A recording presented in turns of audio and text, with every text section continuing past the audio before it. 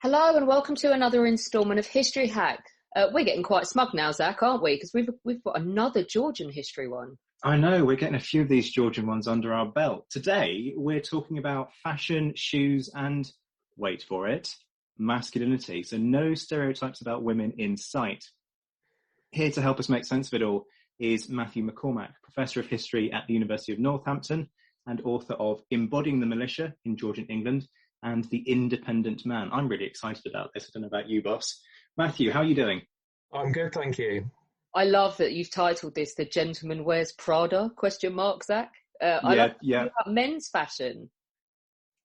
See, I mean, look, you just got to take one look at me to know that I know nothing about fashion or designer labels. And so, I mean, in fairness, folks won't be able to see this, but I've turned out in a jacket today just to kind of try and keep the side going on that score. But yeah, it is smart. But where you're in all black, you look like a budding nightclub bouncer, which I really like because you're the least likely nightclub bouncer I know.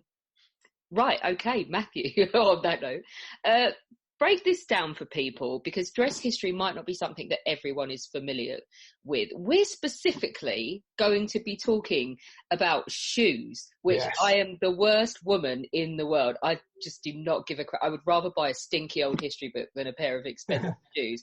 What can historians learn from shoes? Well, I think shoes are fascinating objects. I think like a lot of, past physical things, we can learn a lot from them. We enjoy going to museums to see things about the past.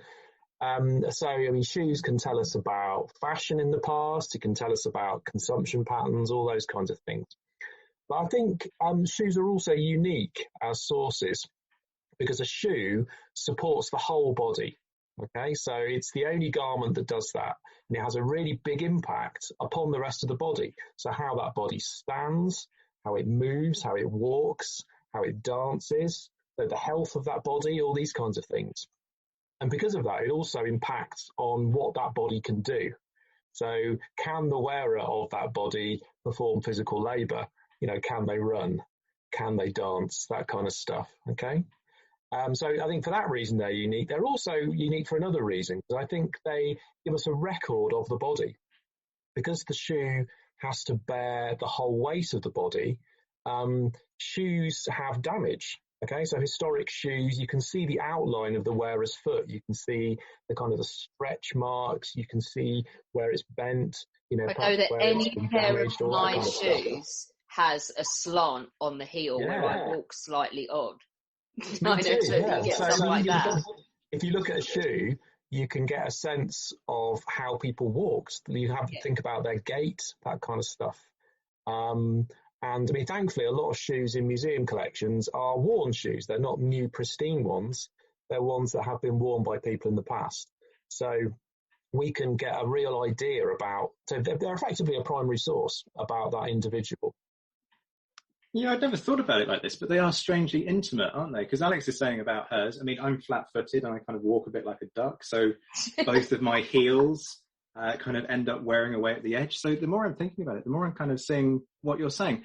What's your source base here? I mean, are you literally handling sort of the 18th century equivalent of a slightly bad-smelling trainer? Or do you have kind of paper records of orders and designs or something else entirely, or a mixture of all of those things? What are you working with to try and put this together?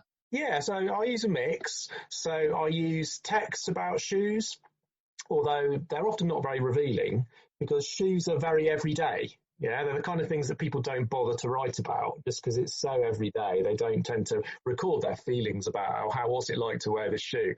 That's not the kind of thing that you find in a historical source. I use kind of images of shoes, both ones that survive and also images from the time. So, paintings, prints, images, those kind of things. But I think the most revealing source for thinking about a shoe is a shoe itself. Okay, so you gain a lot more by kind of physically studying the object firsthand than you do by using maybe a kind of a paper source, a text or an image. Do you know what? I just find this absolutely fascinating. I've seen some baby booties that I've held. I'm trying to think of Zach, you as well. I know that if you want first-hand material on soldiers bitching about their boots, I've got it coming out of my ears. Oh yeah, absolutely. But yeah, I've held baby booties that people kept for for people who died in the war. So these are like 1880s, 1890s little shoes and stuff. It's like Zach's saying, they are strangely intimate, aren't they? It's very moving, yeah, because I mean, particularly a child's shoe, yeah, and particularly perhaps a child that's died, but a child's shoe is something that's kind of quite a sentimental thing, isn't it? And shoes in general, I think they have a very close identification with their wearer, okay? There's all sorts of superstitions connecting shoe to the person who wore it, because the shoe kind of forms to the shape of your body. Yeah, it becomes kind of part of you in a way. It's like a second skin. Yeah. It's made of leather, which sort of is a second skin in a way. So there's all sorts of ways in which shoes are identified with their owner. A small shoe can perhaps be a luck token, for example, or people used to hide worn shoes around the house, so around thresholds and in chimney breasts and things like that, as a way of kind of warding off evil spirits, because there's a sense that the shoe kind of embodied something about their owner. And also people there's lots of superstitions around not wearing second-hand shoes as well. I know people do shoes on eBay and things like that, but there's still a bit of reluctance, I think, to wear a second-hand shoe. Yeah, it's like the bowling shoe thing as well, isn't it? That creeps me out, the idea. Partly because it's kind of manky, because shoes do take on, some, bodily, they take on sweat and kind of other things, so it's kind of a bit nasty. But also there's a sense that this kind of belonged to somebody else. This kind of has formed to their body. It's not something that's my body. So there was a bit of a stigma, even in the 18th century, around wearing second-hand shoes. And that's at a time when shoes were really expensive. People would typically only own one pair. So yeah, people feel that the shoe is quite an individual thing. So how do you read a shoe? Apart from looking at my shoe and going, she walks really weird, or Zach walks duck looking. Zach, we need to talk about. We're not going to appeal to prospective historian girlfriends. You keep letting on stuff like this. But how do you read someone's shoe? To be honest, when I first started looking at shoes, I didn't know. I didn't have a clue. So I kind of managed to talk my way into a museum. And that's the first part. The first challenge in a way, because when you're looking at objects, it's not like a library or an archive where you can just rock up and look at stuff. You have to kind of arrange with the curators that they're going to give you access, usually to the back of house operation, and that they will supervise you while you're handling these priceless objects. So that can take some time. And once a shoe was placed in front of me, the first time I was just kind of puzzled. I mean, what do I do with this? I kind of measured it and took a couple of photos and then put it back. Well, so baby boots. I'm like, okay, that's cute, that's sweet. Sad. Absolutely. So you have a kind of initial reaction, and it's like, okay, what's next? But then after handling a few, I kind of got the hang of it, and I started kind of engaging with them a bit more physically. So how heavy are they? How flexible are they? Okay, and I started looking for signs of wear, signs of damage, clues about the wearer. Because shoes almost never come with a provenance. You very rarely have this shoe belong to X and they had this role. And if they do, it's often a myth. Yeah, there's all sorts of myths associated with shoes. So you kind of have to work it out for yourself. And if you like, the best source about the shoe is the shoe itself. Yeah, you have to kind of try and work out what is it about its physical properties that can tell us what it would have been like to wear, who might have owned it. Speculate about the person who owned it and how big or heavy or how they walked and all that kind of stuff. So yeah, by kind of engaging with it as a material object and really, getting quite kind of physical with it, you can get a sense of what this object's like. I've got to ask, how did you get into this? Because certainly I know you for your military history work, and I'm sure that's the case for a lot of people. You are predominantly a military historian, albeit one that looks at masculinity and gender and issues like that. So how did you get into shoes? Because like Alex says, there are loads of anecdotes from soldiers about getting the boots repaired and complaining about, they're 2 sizes too small and they're falling apart, etc. But to actually sit down and then start to think about the shoe as a source is something else entirely. Yes, I mean, I was working on the Georgian military and particularly the militia, which was the kind of the part-time defence force. And there were loads of writings about the militia, and it was all very gendered. It was all about masculinity. These are men standing up for house and home. They're patriotic defenders of their womenfolk and all that kind of stuff. So there were loads of writings about militiamen, but very few writings by militiamen talking about their experiences. I wanted to find out, okay, so this heavily gendered kind of masculinized language around these soldiers, is that borne out in their actual experience? And we don't know a great deal about the common people who served. They were balloted. They didn't have a great deal of choice. They're mostly kind of illiterate labourers. So I was trying to do a kind of a history from below, trying to understand the lives of these ordinary soldiers. And in the Embodying the Militia book, I sort of experimented with various approaches, and one of them was material culture. I had a chapter looking at uniforms, material possessions and stuff like that. So I suppose shoes, as you say, is the obvious next step because soldiers grumble about them all the time. And that was something I was always seeing in the sources. If you read Napoleonic War memoirs from the Peninsula and things like that, where they basically just marched around for years, constantly grumbling about their feet.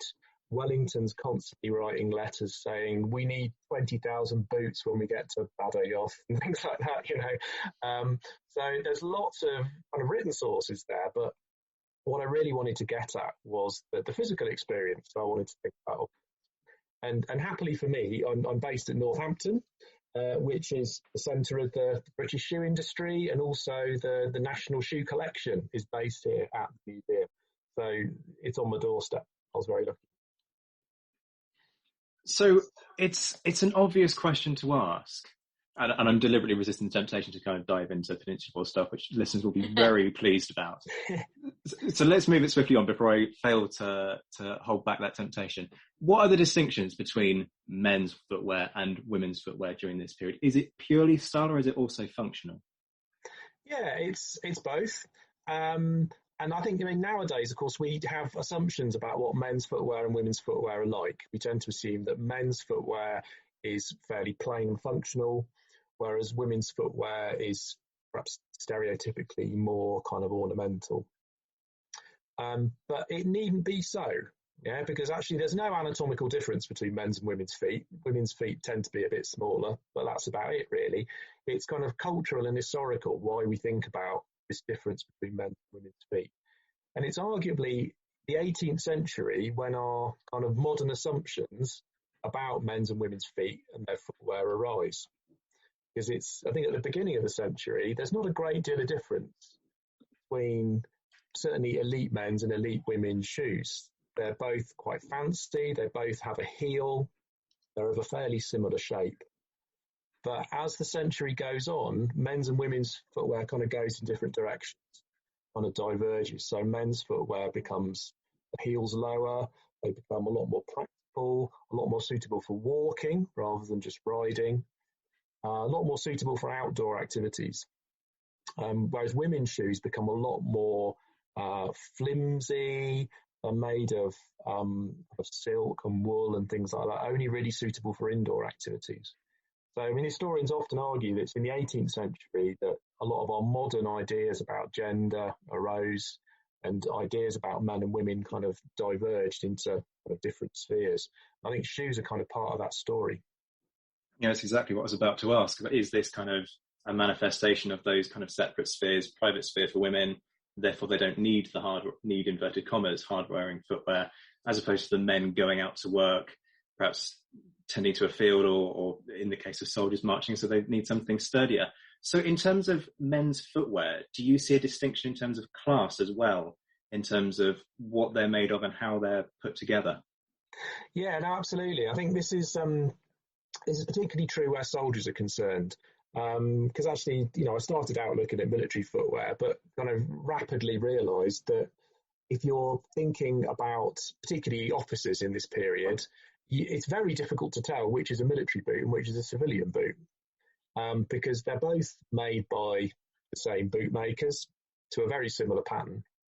And they would go about acquiring them in the same way. So an officer would get kind of a grant from government which to buy their uniform, and they would engage a tailor or a bootmaker to make their uniform, and it would be bespoke. It would be kind of made for them, very high quality.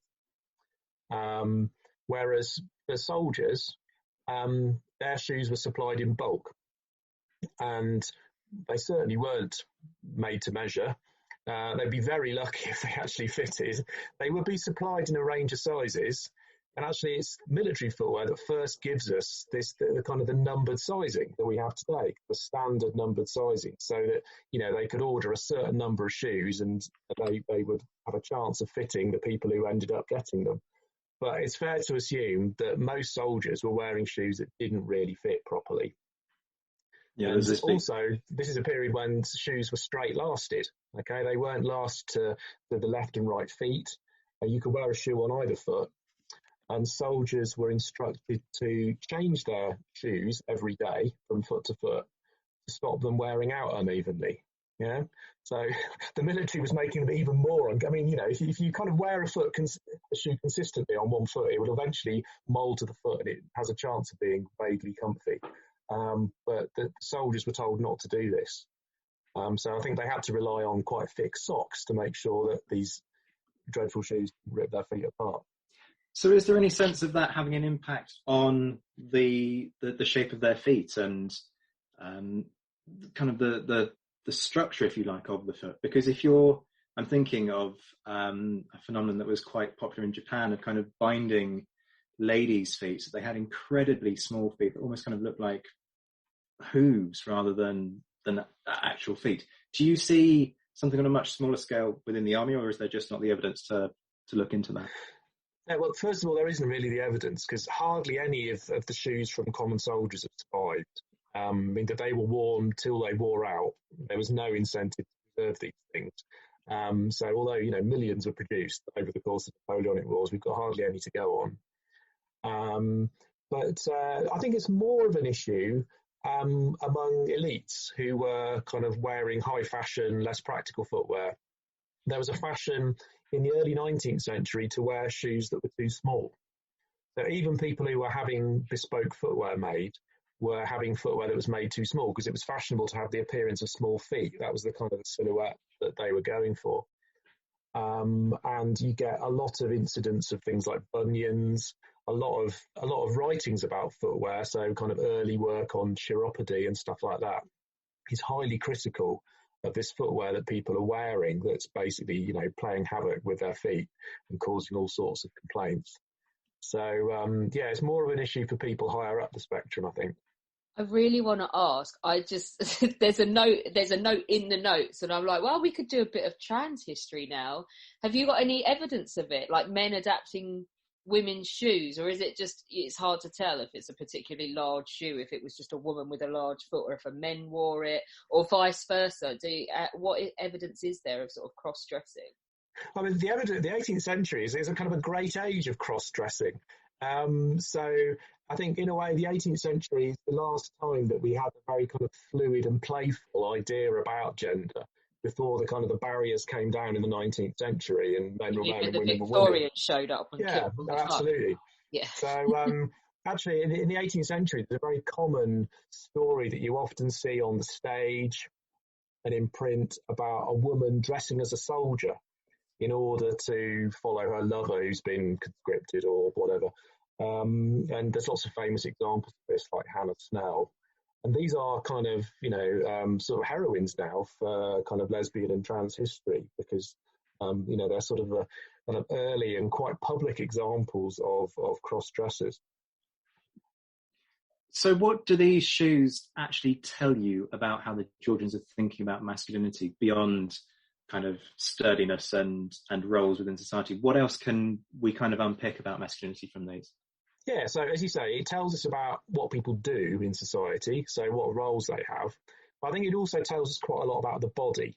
It tells us a lot about the appearance of the body. So shoes affect your posture. They affect your body shape. They affect how you move, if you can move in a kind of a smooth, elegant way. So, a man wearing beautiful, bespoke, soft leather Wellington boots would move in a different way to a mill worker who was wearing clogs, who, that gives them a very different, a much noisier kind of gait. And it also affects if you like, the outline, the silhouette of the body, because different ages of history have got different ideals about the body. And I think in the mid-18th century, men tended to wear stockings, breeches, and shoes with a bit of a heel and a long coat. At the beginning of the 19th century, instead men were wearing boots rather than buckled shoes. So the sort of the buckled shoes, stockings, breeches thing came to be much associated with the aristocracy in the age of the French Revolution. It's much more fashionable for men to wear trousers or pantaloons with boots, which gave them a much kind of longer looking, smooth leg. So it affects our kind of image of the body and how they appear. So, I mean, we need to think about shoes, but we also need to think about how they fit in with the wider silhouette, the wider kind of image of the men's body. Which is quite interesting, because if you think about caricatures during this period, and yes, okay, caricatures are obviously an exaggeration by their nature. If you think about the stereotypical drawing of John Bull, he's a portly guy. Let's be frank, he's overweight. So, do you find evidence from, presumably you've looked at a fair few hundred of these now, do you find that actually you see distinctions in how the shoe responds to the wearer in the sense of their weight? So are some shoes kind of do they look a bit different now because the person wearing them was portly? It's really difficult to tell. And I think it's probably difficult to distinguish between different types of wear. But I mean, some of the shoes in museums are, completely destroyed. And the ones that are retrieved by archaeologists tend to be the more working class ones that kind of got discarded rather than kept. They're often just fragments that are very, very heavily worn. Sometimes you can see how shoes have been repaired.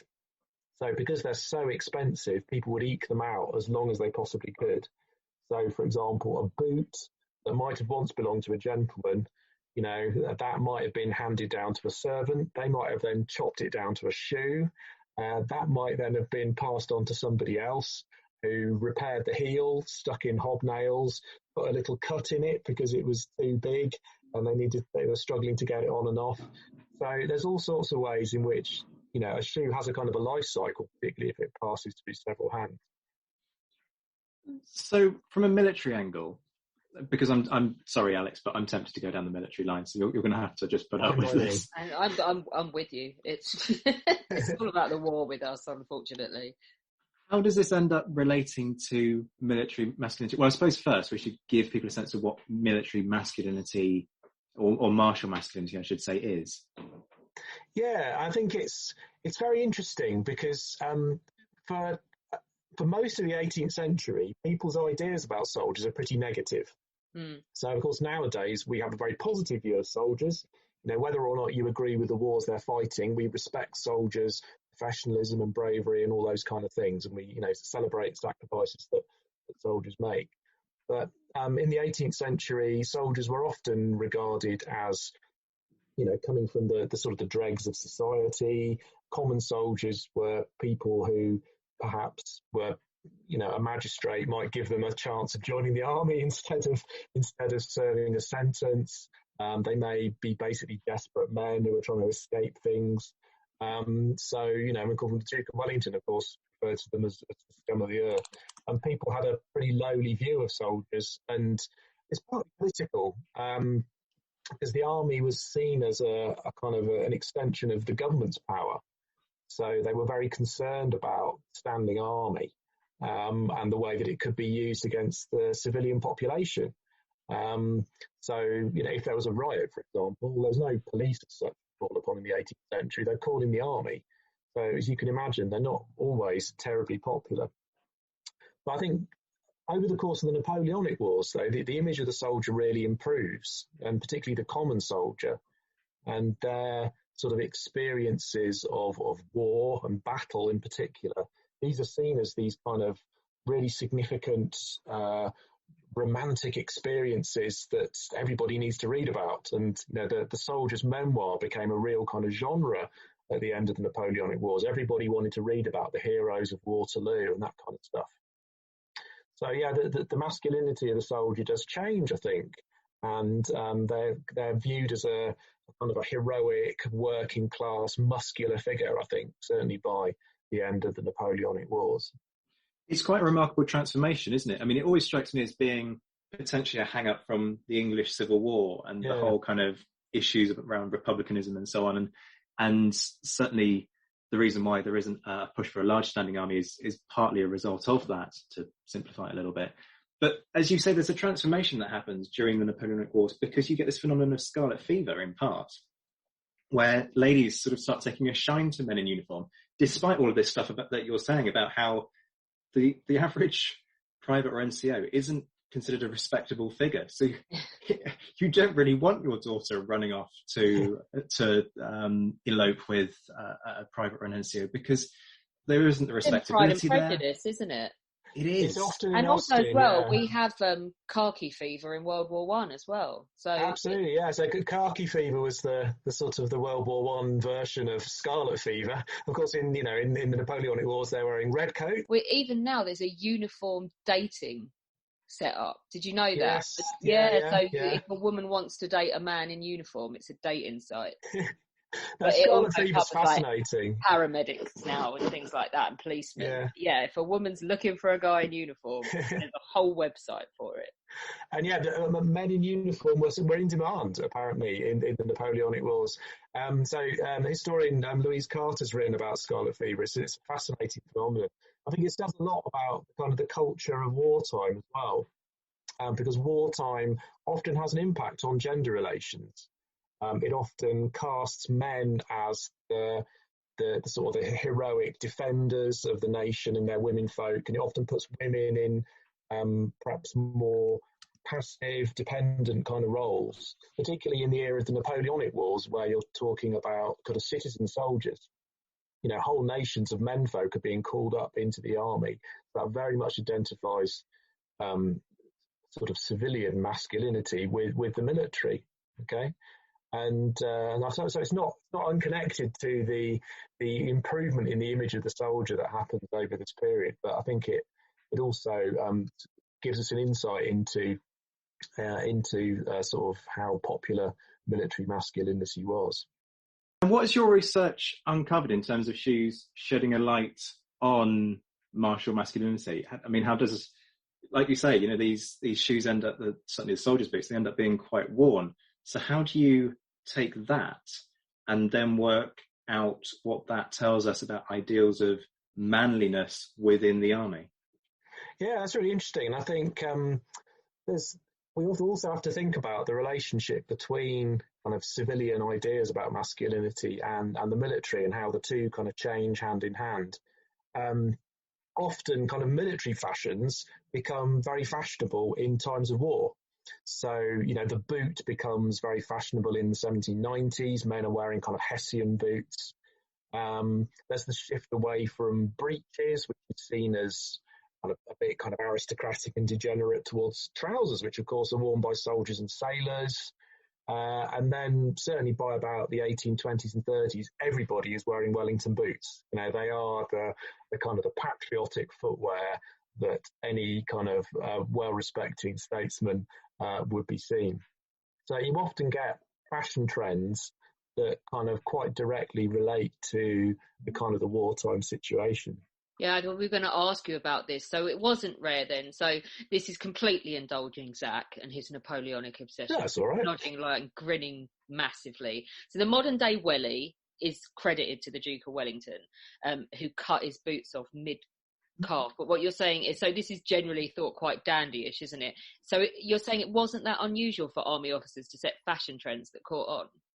No, absolutely. I mean, as you say, the modern day welly doesn't bear that much relationship to the Duke of Wellington's welly. I mean, it wasn't a rubber boot.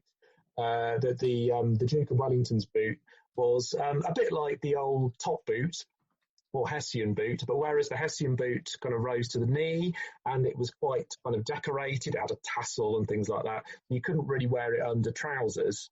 Wellington wanted a boot that was kind of much more smooth and fitted and a bit shorter, so it could be worn under trousers. So it's a kind of a practical boot for wearing on campaign. It's a boot that you could wear for riding, because boots were originally equestrian wear, effectively. But early kind of riding boots, you can't really walk in them. They're completely rigid and they've got high heels and stuff like that. So Wellington wanted a kind of a practical boot that could be worn either in the saddle or when kind of walking around. And Wellington boots became, they were made out of very supple leather, and they're very fitted. So they're very much bespoke wear. You wouldn't get an off-the-peg Wellington. It would have to be made to your body. This is a time before you've got elastics and things like that. So the boot had to fit quite exactly. So this is something that Wellington commissioned from Hobie, who was the most kind of famous and prestigious bootmaker of the day. And this was sent to Wellington, and he wore it on the Waterloo campaign, and the rest is history. What do we know about working class footwear then? Because what strikes me is that for folks who aren't familiar, there is the ideas about things like martial race, which is essentially this idea that in certain regions of any country, there are certain pockets of population that are particularly well suited to military life. So, for example, in the UK, they talk about people from the Highlands being particularly suited to life in the army. When the British go out to India, they try and do a similar kind of thing out there in terms of different regions and whether or not that makes certain people better suited to army life. So when you look at shoes, do you see some of those ideals playing out in a slightly different way, in the sense of, you've got these rural workers who have to live this sort of rugged, hardy lifestyle in some constructions, and so therefore they need a certain type of footwear to match that lifestyle? Do you see that playing out, or is it just a case that working class footwear simply has to be functional for the wearer as opposed to fashionable? Yeah, I mean, working class footwear is kind of much more functional. It tends to be, they tend to favour things that will be hard wearing because shoes are so kind of expensive. So, I mean, let's say clogs are often worn, but they're not full wooden clogs like you might expect to see in Holland. They're perhaps a wooden sole with a leather upper. That's the kind of thing that kind of might commonly be worn. Or if they do wear shoes that have got a leather sole, the sole will be quite thick. It will be made out of quite hard leather, and it will typically have hobnails in it. So, I mean, hobnails are quite useful because they make the sole wear out more slowly. They're also quite good for grip if you're wearing them on kind of muddy ground. So common soldiers often wear hobnails. In fact, they often wear a kind of a metal plate that is kind of U-shaped. So much in the same way that horses are kind of shod with a kind of a horseshoe, working men are as well. I mean, they're literally beasts of burden who are shod in much the same way as the horses are. And how do these shoes survive?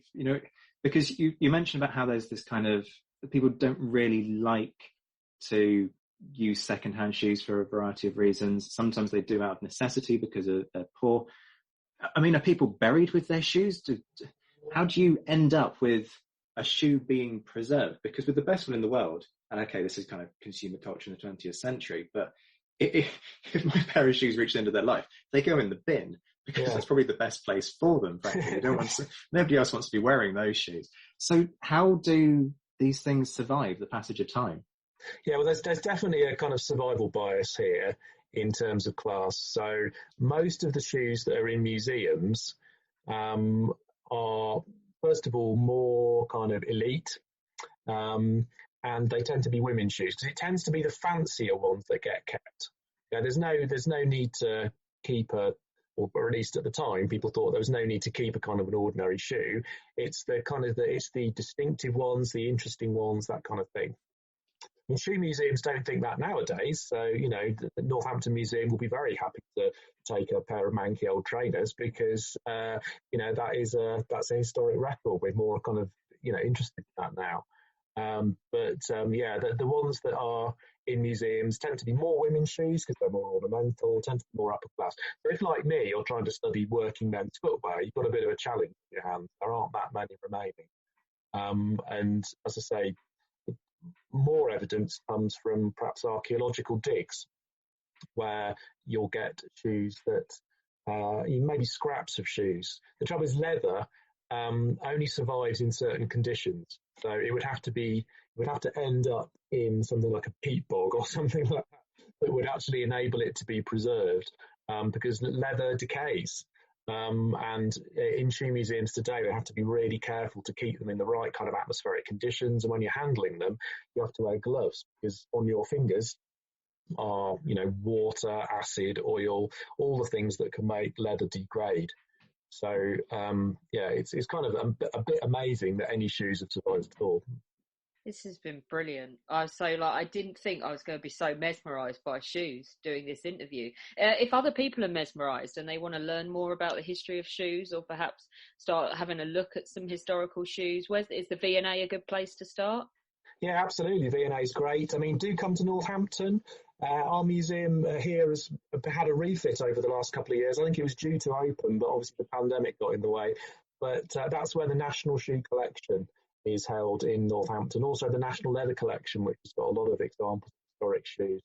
So I'm going to big Northampton up here and suggest you pay a visit. Do it. Do you know what? I was there in that little brief window of lockdown. I had to film about Walter Tull at the football ground. Oh, great. Wasn't the best day. It was raining and it was horrible. But I will be back. I will come and look at your shoes. I'm up for this. Are you, Zach? Oh, absolutely. I'm really pleased that we got this one done. And I'm not sure if we kind of discovered whether or not the gentleman wears Prada, but the gentleman wears something, and it's been preserved as opposed to the working class that hasn't. Matthew, thank you so much for this. It's been great. Thank you. Don't forget that we do exist on Patreon as History Hack and on Patreon as well, which is Podbean's own version. Alina and I have had massive fun doing this in 2020, but life's going to change quite a lot next year and we're going to actually have to go and earn a living, etc. If we want to keep up the regularity that we've been bringing you and the kind of guests that we've been bringing you and the workload, then we will need your help. So if you join... There's going to be incentives for joining on either of those platforms. We're revamping ourselves on both of them. So don't forget to go in. You can do as little as $1 a month, and it all goes towards keeping up History Hack as regular as we've been able to bring it to you this year. When our guests join us to talk about their work and their new book, the 45 minutes or so they spend with us is just a taster of all their efforts. So to this end, we have launched our very own bookshop on bookshop.org. Where you can find our guests' latest and greatest books. You can support them and you can support History Hack too. 10% of every sale via our bookshop supports the podcast and allows us to keep at it and bring you more amazing guests. You can find our bookshop at bookshop.org/shop/hack history, or just search on bookshop.org for us under the shops bit. Thank you for your continued support, and here's to your next great